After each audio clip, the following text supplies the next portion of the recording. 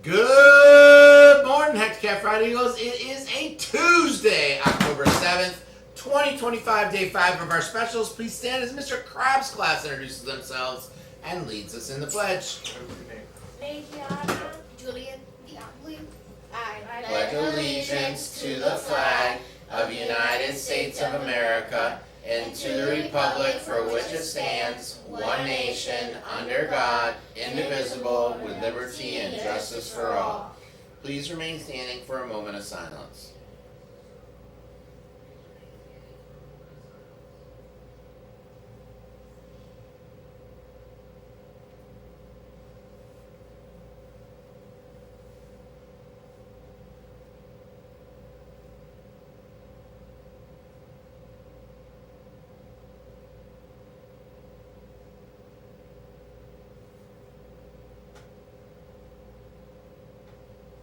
You may be seated. All right, we're back for another great day of teaching and learning here at Hector Cafferata Elementary School. Mr. Okada, you started telling us about critical thinking yesterday and using our problem-solving skills. Problem solving is a huge part of critical thinking. It's thinking carefully, how we can find solutions, and that's kind of in everyday life or kind of situations or problems that we arise in class right there. That decision-making piece. You know, these are not just things that happen in the classroom. These critical thinking things can happen outside the classroom. And it's also about being ready to learn, which is one of our 3 R's. Yep. And you know, one of the things I say, the older I've gotten, the less I feel like I know. And so it's having that desire to learn over your entire life. Absolutely. Not just in school, but like you said, outside of school as well. And I love this part too about critical thinking is asking questions. Like, why? How? Like, Explain it to me. Explain it to me. Help me understand. If you're not understanding something like that, critical thinking is trying to understand is asking questions. You're not going to know unless you ask those questions of why or how. Awesome. So, All right, I have a question. what's your question? Whose birthday is it today? Happy birthday to Max Collins in grade 5. Happy birthday, Max. We hope that Max has a great day. And then I know lunch is going to be great. What's for lunch today? Another question. Sorry. For lunch today, we will have milk, assorted fruit, veggies, different green beans, and macaroni and cheese, or bean and cheese empanada. Instead of the mac and cheese or empanada, you may have an Uncrustable PB&J or a veggie entree salad. All right, mac and cheese or an empanada. And if you don't want that, you can choose an Uncrustable or a veggie entree salad. Another question for you. Yes, what Dr. happens Kurtz. if I earn live school points? What can I do with them? You can cash those points in for rewards right there. You can do your classroom rewards, or we have school-wide rewards coming up. So by this Friday, teachers, we need names of students that are cashing their points. Sports party, Dr. J. Arts and crafts party, the all ears time with Briggs.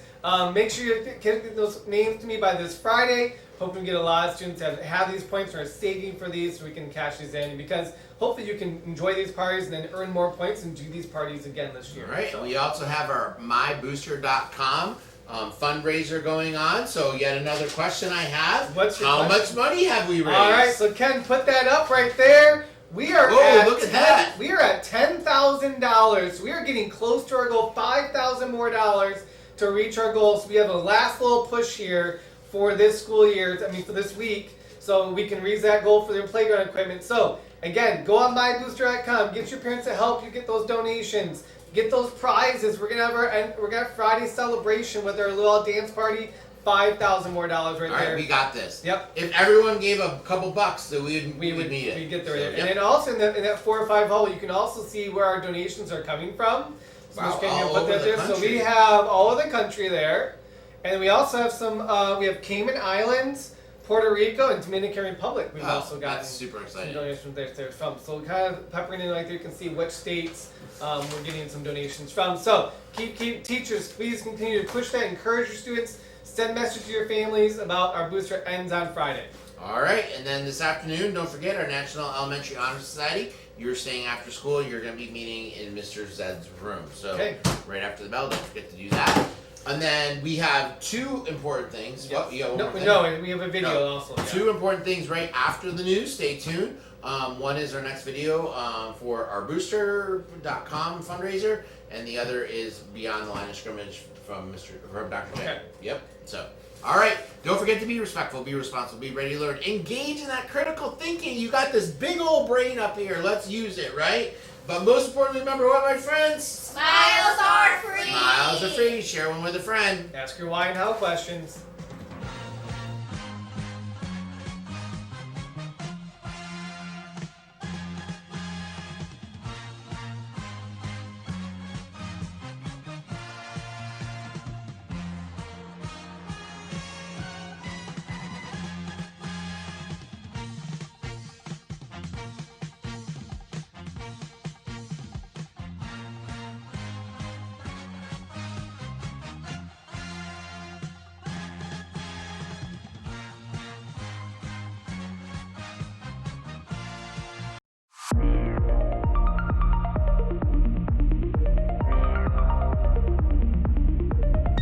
So, about this library. Uh-huh. What exactly is going on? I mean, normal libraries don't have books that magically teleport you inside them. I need an explanation for this. Maybe it's a wormhole thing. That can't be it. Portal to the multiverse? Oh, please not another multiverse movie. Fair. It's a bit overplayed. Wait, do you think all the books in this library are magical? I don't know, but can we go back to space now? Okay, let's launch. Who is that? I don't know, but it looks like she's doing some math calculations. So people actually do that for a living? Let's watch and see. Katherine Johnson was good at math, really good. In 1953, she accepted a job as a mathematician and computer for the organization that eventually became NASA. Today, we think of computers as machines, but in the 1940s and 50s, computers were actual people whose job was to do complex math calculations. Because Katherine was Black and a woman, some people thought it would be impossible for her to get a job as a computer and succeed in her field. But impossible was nothing new for Katherine.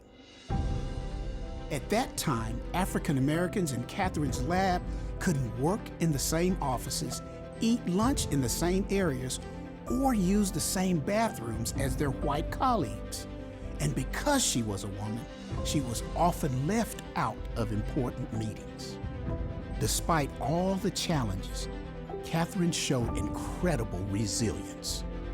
Because she refused to give up, and because she was insanely good at math, Katherine eventually worked on the team that helped astronaut John Glenn complete the first orbit around the Earth. Days before the launch, Glenn specifically asked for Katherine to double-check the machine's computer calculations to make sure it hadn't made any mistakes. There was zero room for error. Katherine said the numbers were correct, and on February 20th, 1962, Glenn blasted off into space, circled the Earth, and returned safely.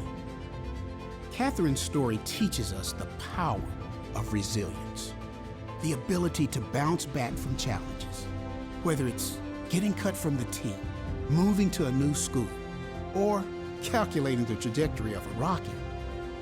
Life is full of obstacles. You can show resilience in your everyday life. The next time you face a tough challenge, see it as an opportunity to find a creative solution. Break down the problem, ask for help, and don't give up. When you live with resilience, you'll be amazed by what you can overcome.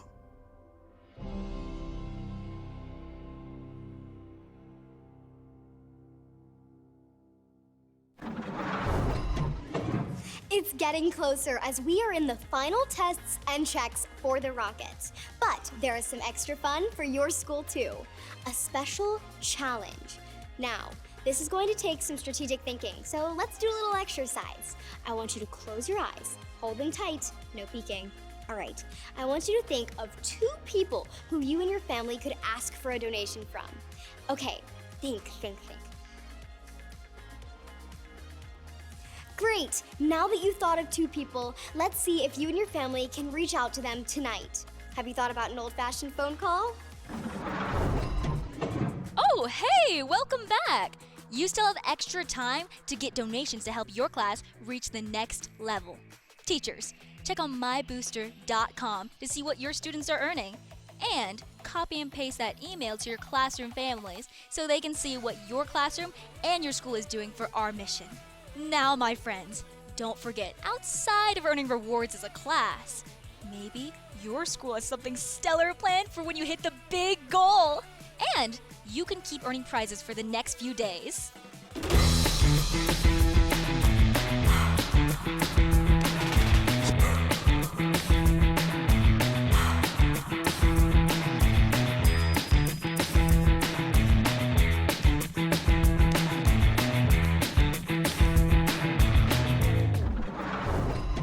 Let's see if you and your families can connect with 2 people tonight to tell them about how they can help you be a hero at your school. Send them your donation page on mybooster.com. Say blast off with me on 3. 1, 2, 3, blast off! Help your school and go to mybooster.com.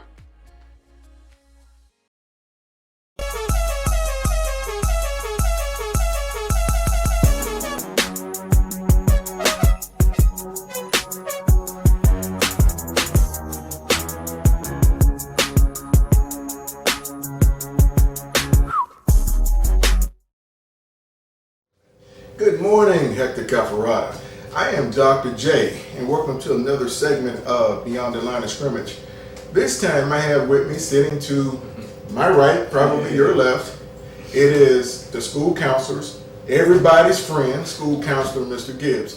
He's going to talk to you a little bit about bullying and what the difference is between bullying versus peer mediation. I'm going to kick it to him right now. Yes, sir. Thank you very much, Dr. Jenkins. So, bullying. Ironically, this is actually Anti-Bullying Month. We have something I just want to advertise a little bit. We have a Unity Day coming up where we all wear orange, where we be respectful to each other. We know what bullying is and what we can do to stop it. Okay. So for the most part, what we experience throughout our days in the school, we experience something called conflict, and that's when 2 people. It's between 2 parties, like 1 or 2 or 2 to 3, depending on the situation, and it's usually that stuff can work itself out, and if not, what we call a mediation might be beneficial for that. What I mean by that is either me or your teacher or another trusted adult can hear both sides of the stories, and we can come to a solution. And then usually apologies in the works, and we go on about our day and we play. Okay. Now, when it comes to bullying, that's a completely different area, okay? Bullying is repeated. That means like every day, the same thing happens over and over. It's often planned and done on purpose. Like it's preemptive, meaning they think about what they're going to do to that person, okay? The bully is trying to gain control or power over you. That means that person is trying to make you afraid. That person is trying to make you scared to come into school or even to be around other people, and you just withdraw to your own self. You be your own self. It can also, the bully often blames the other person. So if the bully is doing something, if that person is doing something to someone else, and that person blamed the other person for his behavior, that means that can be constituted as bullying as well, okay?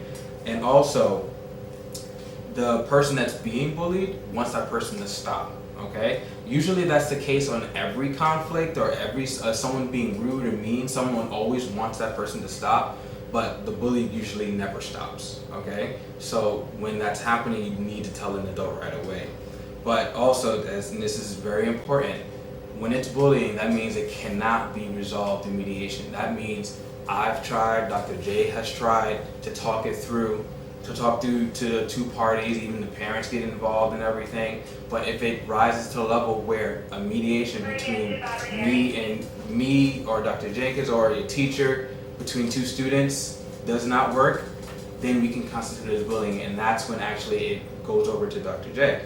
So I want you guys to really understand what bullying means, so when something is actually happened, you know you can either see it and stop it, or you can report it to the right party, okay? If something's going on during the day in school, you need to tell an adult right away. The day of, okay? I don't want you to wait a week, I don't want you to wait a month, because then it starts festering. That means it starts building up, and then you as a person, you can't take it anymore and you just explode. You do something you don't normally ever do, okay? So whenever someone's being mean, rude, or you have a conflict with another student, you're more than welcome to tell a trusted adult. And if you don't feel comfortable, you're more than welcome to tell me, and or your teacher. And your teacher can tell me, and then we can work it out. Okay, I do plenty of mediations throughout the years. I'm sure your teachers know this. Dr. J has also invited me to do a mediation with some certain students, so it doesn't rise to the level of you guys getting in trouble. Okay, we want to fix the problem.